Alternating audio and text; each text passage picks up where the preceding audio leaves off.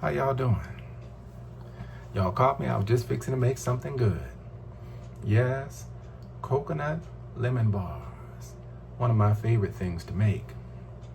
And unlike the laundry soap that I made the other day, the lemon bars are for bathing. It's something I just kind of do for myself. And sometimes I'll give some out to the friends and neighbors I have nearby. Or make a little gift basket or something like that for them. It's actually pretty easy to make. The toughest thing is the preparation of it all. In fact, I'm just cleaning up the counter space here so I'll have a good workspace to work on. Now, I'm going to need all these things. Yes, believe it or not, everything has a role. Do I have to explain everything here? I got a bowl for mixing. I guess I should, huh? Bowl for mixing, these little bowls for measuring. One is for the lye and the other is for the water that I'll be using for my recipe. I've got a scale here to measure on, stick mixer, immersion mixer, and a temperature gun.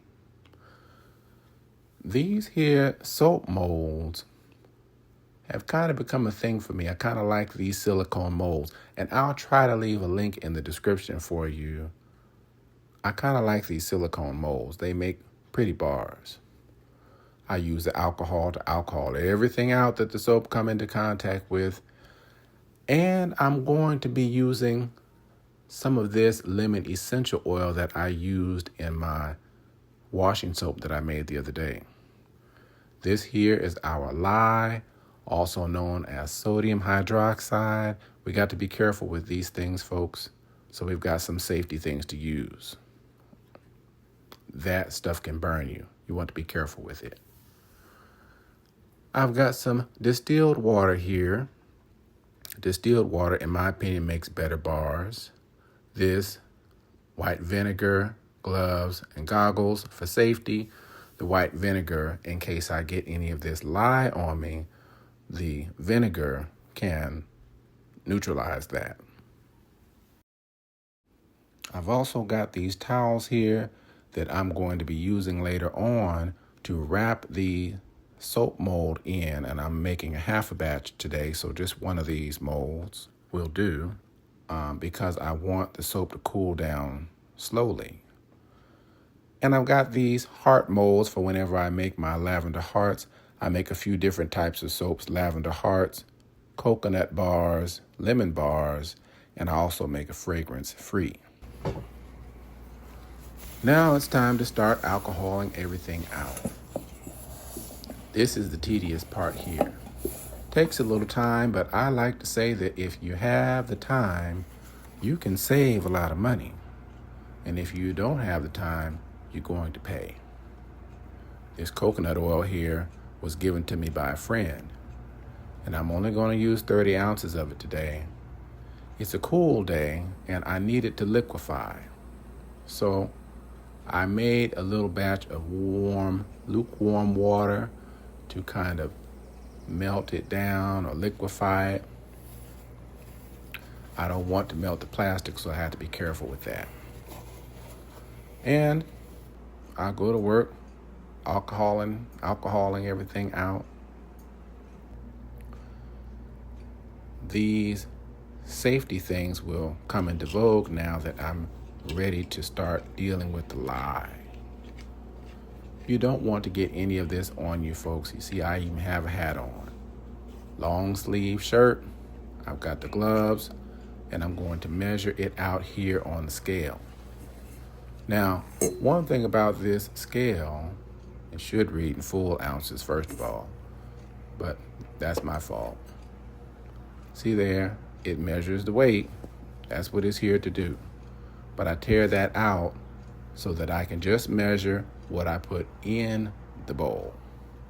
I like to give this lye a good shake in the sink because it tends to clump up inside, and when those clumps fall out into the bowl and mess up your measurements, and you want everything to be as precise as possible.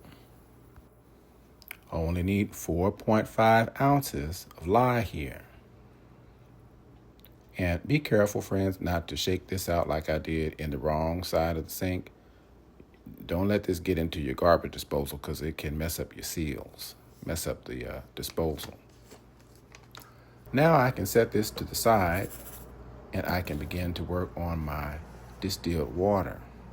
And if I haven't said this yet, distilled water makes better bars, in my opinion.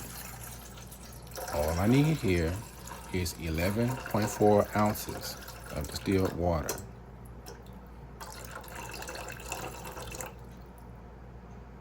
Almost. Right about there. Okay. Now I'm going to go into the bathroom this time. A lot of times I'll do this outside, but it's time for me to pour the lye into the water, and you never ever want to do it the other way around. Right away, as soon as I start to pour this in here, the reason why I'm in the bathroom is because this lye water makes a horrible fragrance, a terrible fragrance. So the bathroom window is open, and as fast as I can, I'm going to get out of this bathroom and get out of this smell. Another thing that happens is the water is beginning to warm up. So I'll have to keep checking on it because I'm going to need it to cool down from where it's at now. It also tends to kind of clump up down here in the bottom. So I'll give it a little stir. Try to get out here as fast as I can. Don't feel bad about rinsing things like this off in the sink because lye is also drain cleaner. I'll just give this a little bit of a stir and I'll check the temperature on it. Let's see. See there? 158 degrees Fahrenheit. That's a little hot. So I'm going to let this do for a bit and close the bathroom door and check in on my coconut oil. I'd like this to liquefy all the way down, so in the meantime, I'll measure out my lemon essential oil. Now all I need is 1.5 ounces.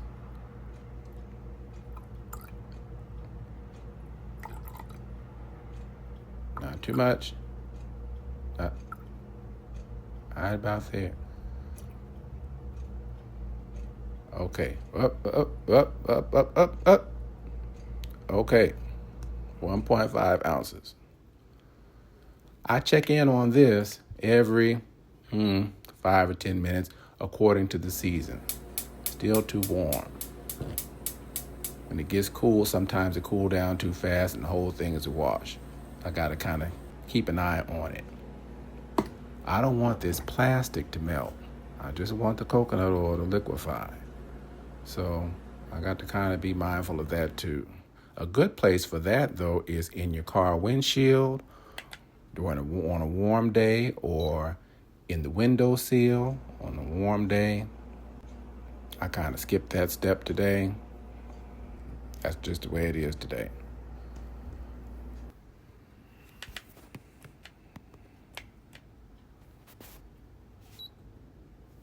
That's near about right. Let's see if I can wait just a little bit longer and get it just right.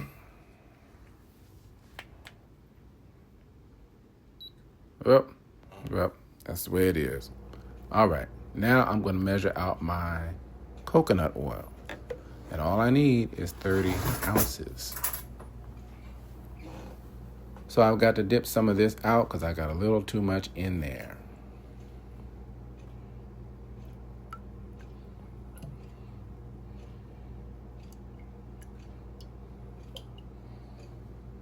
That's about right. Now, to be honest, this big bowl is really too big for what I'm doing today. But it's the bowl that I use to make my soap in. And I usually don't use this bowl for anything else. Now I'm pouring the lye water into the coconut oil, and right away it begins this process of changing the oil into soap. We call it saponification. And when it's finished, there's no more lye left, just soap. it's going to take some time to do. I'll take my stick mixer here and just pulse a little bit like so and give it a stir. Ideally, I'd like for the mixer to go all the way down in there good so I don't get these bubbles. I'm not too keen on that. But that's the way it is today. And I just pulse and stir. May take something like 20 minutes or so. And what I'm looking for is for this mixture to begin to thicken up. And the thickening of it is what we call trace. Takes a little time. You could mix this by hand, well, with a spoon. But I have found that the stick mixer does a pretty good job, the immersion mixer does a pretty good job of mixing everything up good. And in case you're wondering, these things that I'm using here to make this soap, I only use for soap making. Now this is kind of a light trace here. I can add this essential oil in. It's a light trace. Right in here or in between here and maybe just a little more thickness. This is a good time to start adding things like this. This lemon essential oil, if I have some coloring to add in or some special, flowery molds or something to put the soap in, now would be a good time to work on that. Because right after this, it's going to start to thicken up. And you don't want to tarry because the soap will get a little rebellious about getting into the mold real nice and pretty. You want it to look nice, right? Now, look at here. This is a good trace here. This is good. See that? See the mark? That's a good trace. That's what we're looking for. This little mark here. That's a good thickness there. And since this is a cold process soap, of course, I'm not using my crock pot. I can go ahead and pour this into the mold now. To be quite honest, I could have poured it in a little bit sooner and it would have made for a smoother bar. But this will just have to do.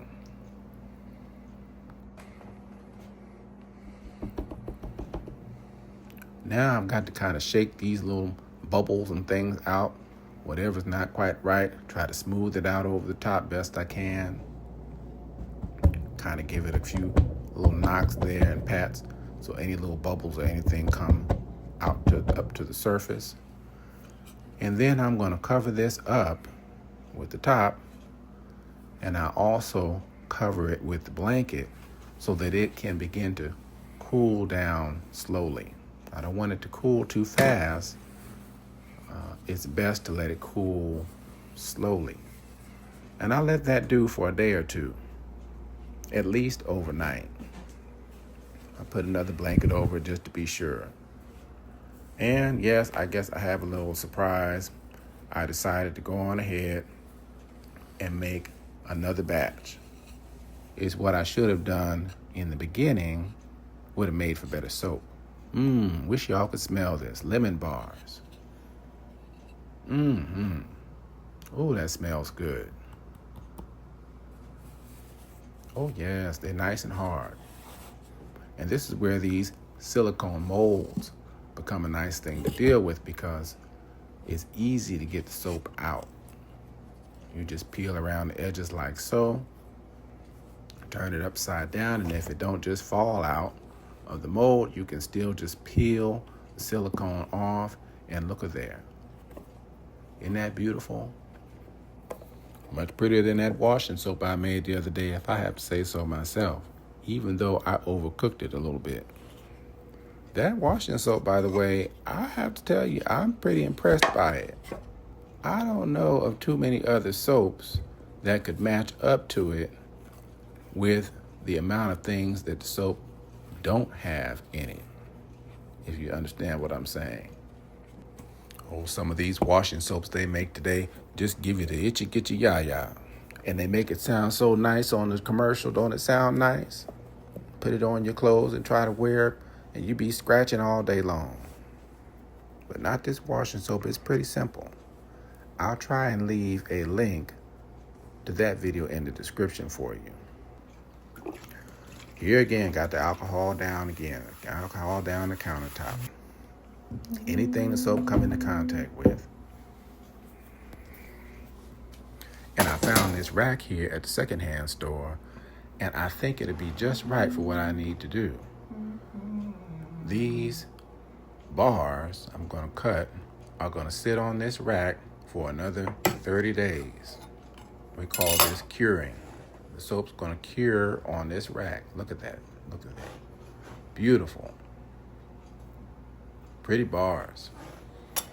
They'll sit on there for 30 days and cure, and I won't be able to use it until after then. And it's nice to leave them out in the open air to let as much air get up under them as possible. So I kind of found this rack that has kind of like a little net underneath it. Sometimes I'll use needlepoint sheets, and I can put the soap on that. But when I saw this, it kind of looked like I could do a few extra things with it. I wish y'all could smell it. Got my whole kitchen smelling like lemon. See there? Don't they look nice? And I'll set them on the ringer washer, and they'll sit back there on the service porch and cure. Put a little something over a little paper towel or something over the top of them. Isn't that nice? They make for great gifts. But like I said, it's just something I do for me. Now I got my washing soap here in the mason jar, and everything's out in the open air. These are some lavender hearts I made the next day. Waited too long to get them in the mold. They got chunks in them now. See there? See what I mean? But I still think they'll be fine. They have to cure too for another 30 days. And everything needs plenty of air. So even this mason jar here, even though I'm using a paper towel, I could really use a cheesecloth on the top of this. There's no lid because I want that soap to breathe. I may put some cheesecloth on that today. And I hope y'all like this video, just a little something different for the channel. If you don't mind, please like and subscribe, and I'll see y'all on the next video.